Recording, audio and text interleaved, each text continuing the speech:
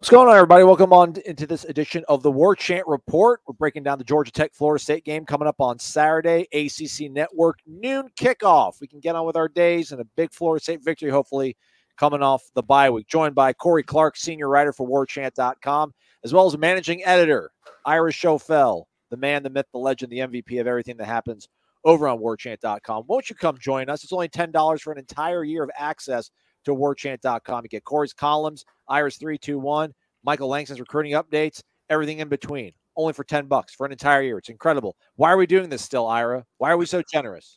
You left off Aslan's awesome videos and podcasts. Yeah, those are free. They can get those anyways on YouTube, but it's all worth it. Trust us. All right, Florida State back in action, going against Georgia Tech. Georgia Tech 3-4 on the year, 2-2 in conference play. Florida State 4-3, 2-3 in conference play. Looks kind of similar record-wise, but not at all. Florida State looking to get off this 3-game skid. Ira, I turn to you and ask you, through the first half of the season, through those first 7 games, what has Florida State demonstrated to you on the field that you think will be able to carry them well here into these last 5 games that are really crucial to end the season on the right note? You know, oddly enough, if you go back to what we thought going into the season, I think a lot of us expected the defense to be the strength of this team, but partly because of injuries up front, partly because of just some not as good quality play as we were expecting on the back end. The offense has probably been the strength of this team so far. And I do think that's something that they can lean on, especially coming out of that Clemson game before the bye week. Florida State ran for over 200 yards against Clemson, ran for, I think, 6 yards a carry. I mean, just really played physical smash mouth football up front. And I really think that that's something that might open up maybe even the coaching staff's eyes and Jordan Travis's eyes and the idea of I felt like they got kind of enamored with the passing game when the passing game got off to a strong start this season. But I really think that what they did against Clemson shows that they can be that kind of team as well. And I think that balance, if they can find that balance, I think that's what you're looking for offensively. And then defensively, I think we're just still waiting for them to turn it around. So I don't know that there's a whole lot we can count on with the defense, except for the fact that you might be getting some of those injured guys up front back. Have you seen anything, Corey, that marks an identity for this program in these first 7 games that you think, again, will serve them well, as they've got Georgia Tech, and then they got to go to Syracuse, Louisiana, Miami, Florida, all these teams jumbled up in not that order? An identity? I don't know. Like Ira was saying, I thought the identity through 5 games was, man, they can throw the ball. They can throw. They're one of the better efficient passing teams in the country. NC State didn't really play out that way because of drops. And they didn't run the ball that well against NC State, especially in the second half. And then they come into the Clemson game and just kind of run all over a really good defense.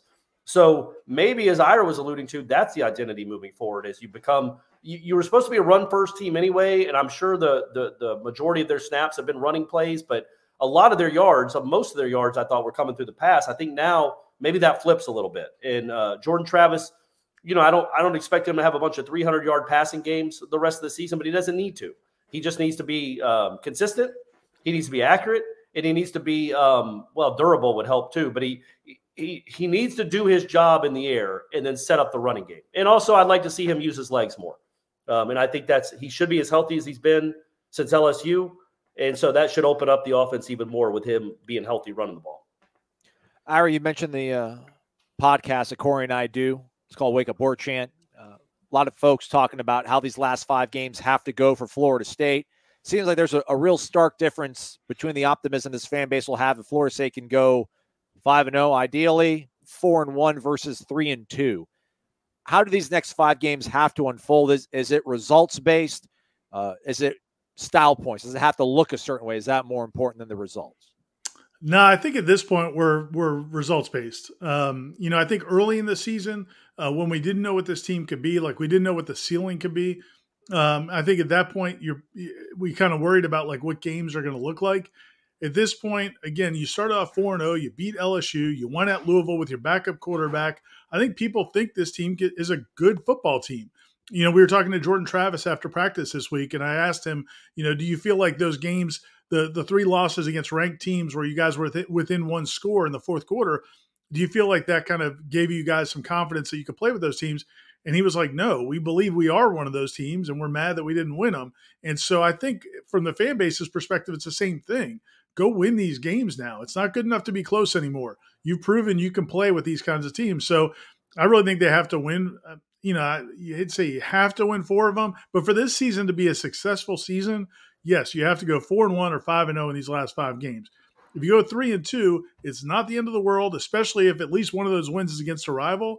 But in terms of getting people fired up about this program and where it's going and believing that the program is making the progress you want to see in year 3 of this coaching staff, I don't think 3-2 is going to cut it. I think they have to win 4 of these games, no matter how well they play. They need to win 4 or 5 of these last 5 games.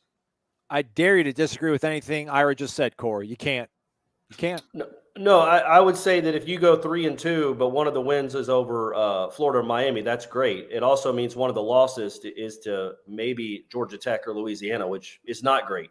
So, yeah, but I agree with everything you said. And I think 3-2 is a tough ask of this fan base when you start 4-0, because that means you finish the season 3-5. That's gross. When you had all that momentum, you had all that positive energy, and then you finish the season 3-5 with this stretch, this back stretch. Ira, you see these teams, man. Yeah. Miami has lost at home to Middle Tennessee and Duke. They lost A&M. They somehow were one of the Power 5 teams that lost to Jimbo. So if you go down there and lose, that is a black strike on your resume, and that almost undoes all the goodwill that you built up through the first month of the season. It actually does undo all the goodwill. So would a loss this weekend. A loss this weekend would be unbearable. But yeah, I think 4-1 is the only way you go into the December thinking, okay, this guy has turned it around. He's got us going in the right direction. If he goes 3-2, he's not getting fired, but nobody is convinced Mike Norvell is the right guy for the job. That's how pivotal these 5 games are, starting this Saturday with a imminently winnable game. Yeah. And the good news, too, is I think everybody on the screen right now and everybody that works for this website that's covering the team, I think, does think that 5-0, 4-1 are more legitimate possibilities than a 2-3. So yeah. We do feel good about the way things are going. And look at these next 2 games. This is where it starts. And the Georgia Tech game, you're favored by almost 24 points. So that's a game you have to win. I've talked to some people that cover the University of Miami who don't think they're going to win another football game this year. And their quarterback is out, and he may be out for several weeks. That's a game you can't lose. I know it's a rivalry. I get that it's a rivalry. But like Corey said, Miami's played their last 3 games at home. Their last 3 home games, they've lost all 3 to not good football teams. So if you're a good football team, you go down there and you win that game. And if you get those 2, now you've got some confidence going into those last 3, and maybe you win all 3 of them. And that would be awesome for this team because, again, you lost that NC State game. That was of those 3, Wake Forest, Clemson, and NC State. NC State, you're up 2 touchdowns in the second half. You need to win that football game, and they didn't. So now you need to go win at least 4 of these last 5. I think the only loss that would be excusable out of these 5 in the fan base's eyes is on the road to Syracuse. Right. Syracuse proved at Clemson that that's a real team. They've proven it already, but they're a legitimate team. There would be no – think about losing at home to Florida, first-year head coach, and that dumpster fire of a defense they have. Or losing at Miami with that first-year head coach and that dumpster fire of a team they have right now. There are legitimately no excuse. Or Louisiana, Georgia Tech. There's Georgia Tech with an interim coach. It is set up for you where if you don't win 4 games, like I said, people are going to legitimately question, what are we doing here? What are you doing here if you can't win 4 of these last 5? But again, we feel good about the outlook for the season here. These last 5 games come on out. If you want to have a good outlook for your Saturday against Georgia Tech, how about a good vista? Come to the rooftop of the Hotel Indigo pregame show. Starts at 10 o'clock in the morning. It is Warchant Game Day presented by Zaxby's. Jeff Cameron, Tom Lang. 1 hour, get you ready for the game, 10 a.m. to 11. And then we'll have our watch along during the entire game with Dominic Robinson, myself, Tom Lang. Afterwards, the post-game show with Tom Lang and Gene Williams. Warchant Wrap with Ira and Corey. All the interviews you need. Corey's column. All of it. Warchant.com. Only $10 for an entire year. All right, looking ahead now, looking forward, looking directly now at Georgia Tech, Ira. This is, a game that's going to be about us, as Mike Norvell has said. I think really especially because Georgia Tech is coming into this game limping with their starting quarterback, Jeff Sims, most likely being out, it sounds like, after we spoke to Chris Winkie earlier in the week, coming back home. Is that like the only way this happens for Georgia Tech? If this becomes a dogfight for Florida State, is some storybook combination of Chris Winkie coming back home, if you will, and the fact that, Chip Long, the offensive coordinator for Georgia Tech, goes back with Mike Norvell, and maybe he knows some tendencies. personnel-wise, this is not a good matchup if you're a Georgia Tech fan, it seems like. What could make this a dogfight, or is that just absolutely forcing something that's not there? I mean, I think Florida State would just have to play a bad football game. You'd have to have multiple turnovers and just be sloppy, just be lethargic, like not want to be there. That can happen. It happens sometimes, but you'd like to think it wouldn't happen, especially after you've lost 3 straight games. But Georgia Tech they've had injuries. They've had quarterback issues. Even when Jeff Sims is healthy, that has not been a good offense. Their defense has been okay. So I don't think Florida State, they're going to come into this game kind of upset-minded. Nobody wants to be a 24-point underdog, especially to a 4-3 football team. So they're going to come in and try to be, try to shock the world or whatever it is. I don't know if it's shocking the world when you beat a 4-3 football team. They're trying to shock Tallahassee. They're trying to shock Leon County. They're going to play with effort, especially defensively. But I just think Florida State, the way they've looked in practice, I've been really impressed, especially Wednesday's practice this week. I thought the passing game was really sharp. Johnny Wilson made some really tough catches. So did Kentron Portier. Jordan Travis looked really good. It's hard to judge the line of scrimmage sometimes in practice, but I think Florida State's a much better football team. And if Georgia Tech would have to play inspired, but Florida State, more importantly, would have to play a bad football game. And again, that would just be really disappointing. You don't expect that coming off a bye week with a bunch of games here where you can kind of fix what went wrong in these last month or so. Scoring offense for Georgia Tech, they're 125th in the nation, averaging just a shade over 16 points per game. Defensively, they're allowing over 26 points per game, so not really a lot to kind of be threatened about. Do want to mention, though, guys, that they have a 6'7" wide receiver themselves, E.J. Jenkins. So Johnny Wilson and him might be a duel. But I like Florida State's chances because Georgia Tech will be using the Zacks at quarterback. That's all said now then, Corey. Is there anything Florida State can do performance-wise that will how will it make you feel if they come out there and they're able to cover the game against Georgia Tech? Is there anything to take away from the Georgia Tech result, big picture-wise, you think, based on how Florida State might come out and win that one, based on what we're kind of projecting? I think so. I think if they come out and play well and kind of dominate and win like they're supposed to by multiple scores, I think you can take something out of that, because conversely, if they struggle and either lose, which you don't want to happen, or win like by 6 points, that would be catastrophic almost. It would be like, what in the world just happened? Even a close win, I think if a close win would speak volumes to me and tell me that I don't think this team is ready, this team isn't as good as we thought, then I don't think on the flip side, if they do go out and play well, that I can just dismiss it. You know what I mean? Like I think if they win comfortably, if they get to play some backups, I think that's a really good sign of a mature team that used a bye well and did what they were supposed to do. Louisville was probably their best win because of the adversity they faced with a backup quarterback and everything and on the road. But what they did against Boston College was really, really impressive. And so you'd like to see another effort like that, where they put the game away by halftime against an overmatched team. And this team is overmatched. They don't have enough coaches on their staff because they lost their main one. Like you said, their offense is averaging 16 points per game. We don't know if Jeff Sims is going to play, but even with Jeff Sims, they're averaging 16 points per game. And I don't know that Jeff Sims can do much on a sprained foot. I don't know how scared you are of him. So there's really no excuse to not handle this game well. And if you don't handle it well, then that to me does portend to maybe bad news in the last month of the season. Corey, you're a college football historian. Has there been a time, we know that this is the age of high-scoring offenses. Was there a time where 16.1 points a game was like a good offense in college football? Like, you think when Army was running it back in the day? I think, yeah, when they had the Four Horsemen, maybe in the 40s or something, or the Glenn Davis and Doc Blanchard, those two guys, maybe Newt Rockney, maybe his teams, when they were a high-flying 16, 18-point-a-game attack. It really is amazing in this era to average 16 points a game. And you're not playing in the NFC East, man. I mean, I know the ACC has some solid teams and some good defenses, but holy moly, they got shut out by Ole Miss. They're a train wreck offensively. Virginia held them to no touchdowns, right? Because their only touchdown was a pick six. So yeah, man, there is no excuse for your defense to not have a ton of 3-and-outs in this game. Back to your earlier question, Aslan, with his connection with Mike Norvell's connection with Chip Long, like if they're part of the same tree, is like Norvell cutting down that branch? Like, is he getting out the saw? Throwing into the chipper. He's throwing into the wood chipper. Do not use me as a reference anymore, Chip. Take me off the resume. Yeah. Real quick before we pivot to picks, Ira, we did speak, obviously, Coach Norvell after practice on Tuesday and Wednesday. We did see Fabian Lovett a little bit more involved in practice, but he's been kind of given a game time designation.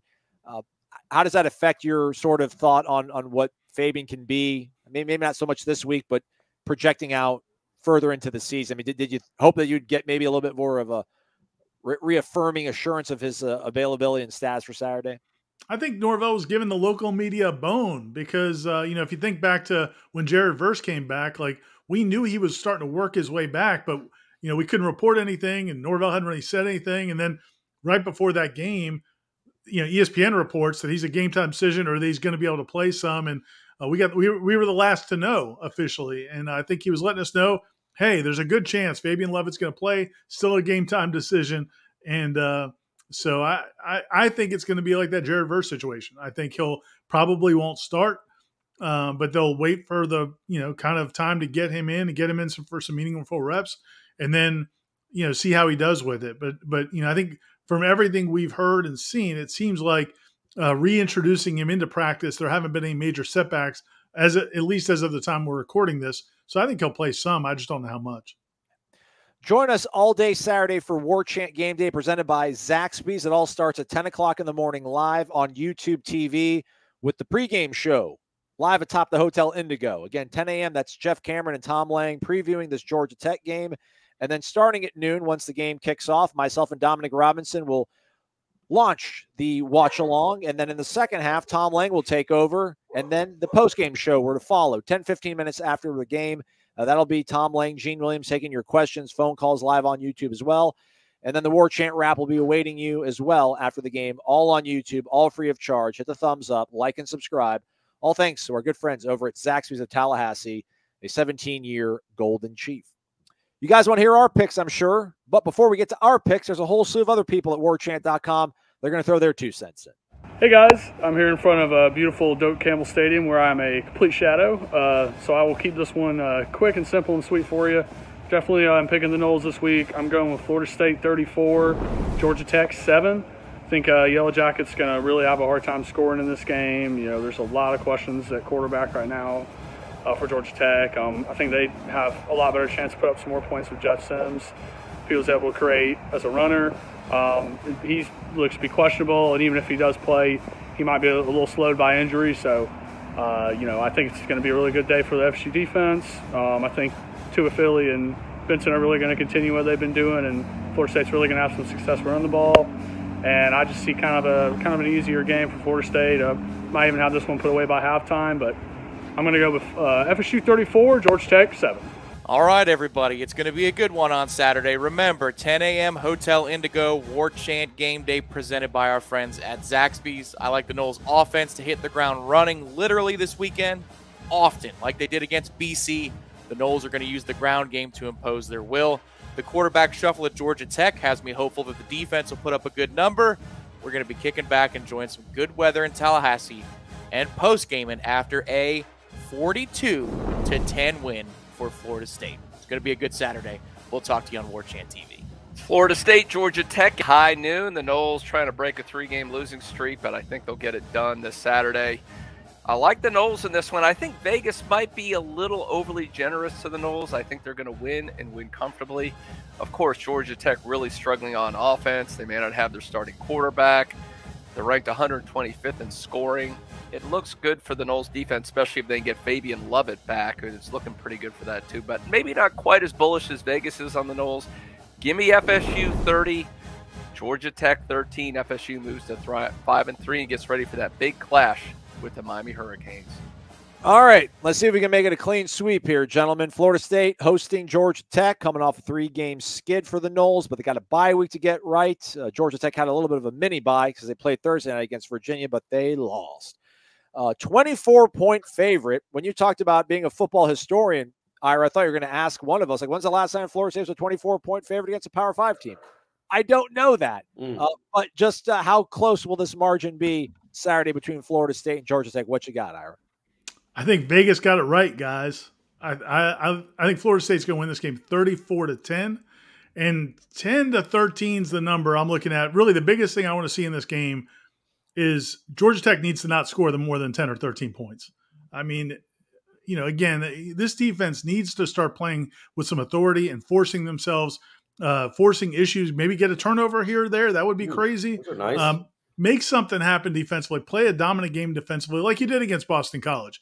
And after these last few weeks, that's something I'd really like to see. And, I think Florida State's offense will, even if Georgia Tech's defense is inspired early, I really like the way the offenses look lately. I think, Trey Benson's getting back healthier. Johnny Wilson looks really good at practice. I have confidence in the offense this week. So I'm going to say 34-10, kind of right on the number. Depends on when you got it. If you hit Vegas early in the week, maybe you got a winner. If not, maybe you get a push.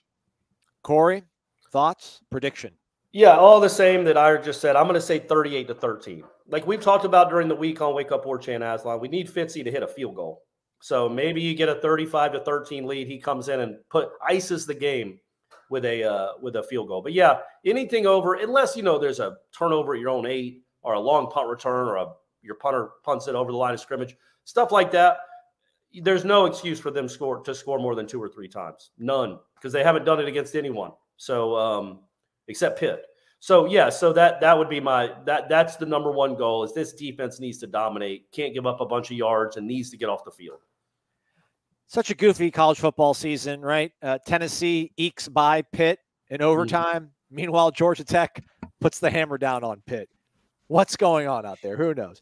I'll go ahead and say I have Florida State 38-9. I think Georgia Tech have to kick a lot of field goals. They'll try it again, Ryan Fitzgerald's head, but Fitz will come out and hit make a 38-9.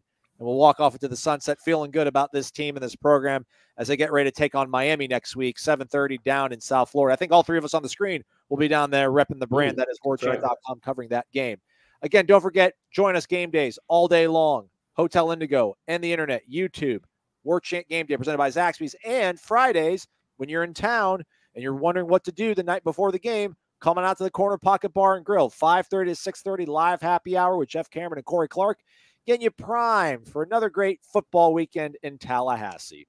So check out warchant.com throughout the week. We'll have a analysis. What do we call Austin sits and hammers out for 3 days in a dungeon, Ira?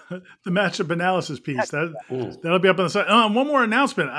Tom and Gene wanted me to let everybody know, because it's an early game, they're just going to keep doing the post-game show till 2 a.m. like they normally do for a night game. So nice. So they'll be doing it for 10 hours. Nice. That's cool. Maybe they didn't actually say that, but that's what I think. If they lose to Georgia Tech, the phone lines need to be open for a good long while. They're going to be lit up. Yeah. That's not going to happen. Noles are going to win. They're going to probably cover as well. For Ira Schofel, managing editor of Warchant.com, senior writer Corey Clark, and myself, Aslan Hajavani, director of digital media, we thank you so much for watching this edition of Warchant TV. It has been the Warchant Report for the Georgia Tech week. We'll see you folks on the internet elsewhere.